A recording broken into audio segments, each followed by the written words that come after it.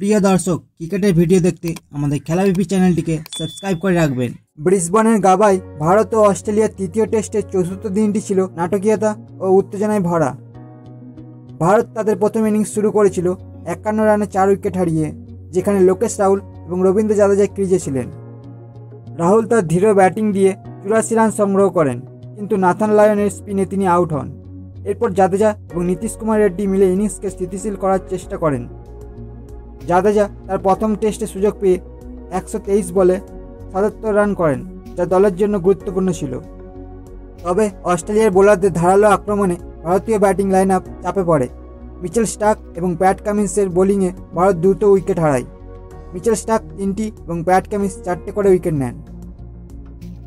মোহাম্মদ সিরাজ মাত্র 1 রান করে স্টার্কের বলে আউট হলে, যার ফলে ভারতের স্কোর দাঁড়ায় 213 রানে 9 উইকেট হারিয়ে।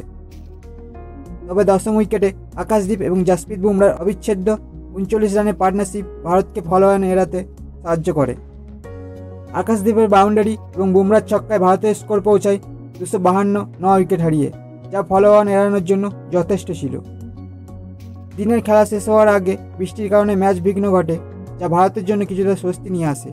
তবে এখনও অস্ট্রেলিয়ার প্রথম ইনিংসের স্কোরের চেয়ে 193 রান পিছিয়ে রয়েছে ভারত, যা পঞ্চম দিনে ম্যাচ বাঁচানোর জন্য বড় চ্যালেঞ্জ হয়ে দাঁড়িয়েছে। এই টেস্ট ম্যাচের চতুর্থ দিনটি ছিল উত্থান পতনে ভরা, যেখানে ভারতীয় ব্যাটসম্যানদের প্রতিরোধ এবং অস্ট্রেলিয়ান বোলারদের আক্রমণাত্মক বোলিং ম্যাচের উত্তেজনা বাড়িয়ে দেয়। এখন দেখার বিষয় পঞ্চম দিনে ভারতীয় দল কীভাবে এই চাপ মোকাবিলা করে।